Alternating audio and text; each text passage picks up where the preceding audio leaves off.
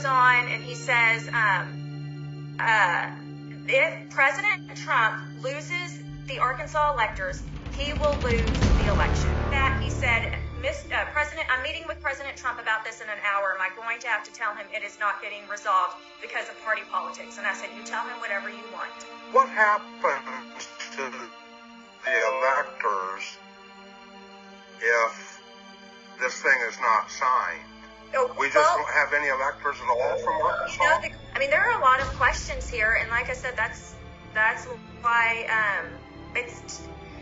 hopefully we'll have some answers. But I can't tell you exactly what will happen to them. Maybe everything will be okay. I don't know. When we elected Jennifer as chairman, she was gung-ho that Trump was going to get our vote. She's called these Zoom meetings. She could have called the Zoom meetings months ago and enlightened everybody on what was going on. But now we're at the 9th hour, and we're just now finding out that she's basically dropped the ball, and Trump's not going to get our electoral votes. She asked me to sign the election certificate, which it's a single-page document that only needs my signature and a notary. But I'm not going to do that. I'm not a politician. Obviously, I don't make my decisions based on who's going to be mad at me. I mean, I'm sure I've ticked off the Trump campaign. Well, I know I've ticked off the Trump campaign and the RNC. This is an issue. The RPA is not talking to me, and we need to get this fixed. Okay, so then it gets interesting. Jennifer, you're a liar. You're a liar. You are trying to hold these electors as a blackmail that you don't have the authority for. You're a liar. You're a fraud, and you are a liar. And you tried to kick me off earlier because you can't handle the truth. Here's the truth. You're a liar.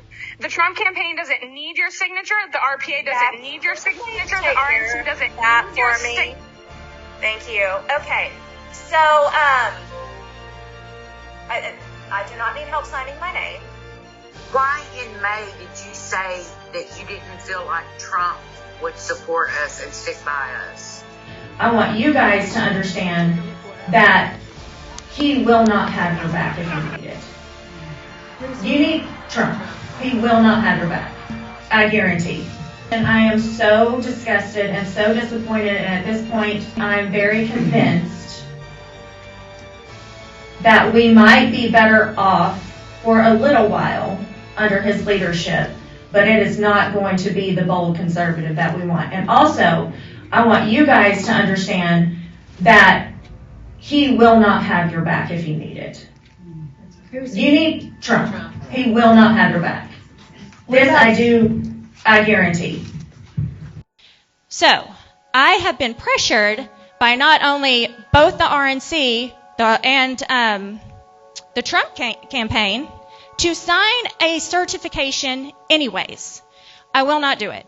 There's only 1 week left, and I'm going to do everything I can to rectify the situation correctly, and I will not cave to any political pressure. People that are mad, you can probably figure out who have told me to my face I should sign whatever is necessary to make sure Trump is elected. I did not create this issue. Did you plan this all along not to give him our electoral votes?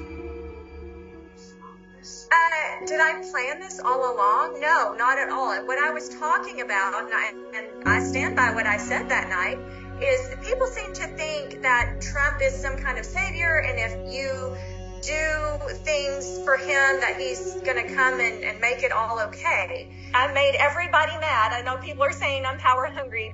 I have now successfully ticked off the RPA and the Trump campaign. Why don't you just resign as the chair for the convention? Should you resign, and just resign and let them deal with it? It would be easier for me, and my life would be a lot easier, and I would have more time to work out and spend time with my kids and just do things I want to do. I have an obligation to you. You guys hired me. Basically, you elected me, or you didn't hire me. You elected me to do a job. Just, hey, you know what? Here you go. You guys deal with it. I'll resign. Y'all close the convention, open the convention, do whatever the hell you want to do, but I'm out of it.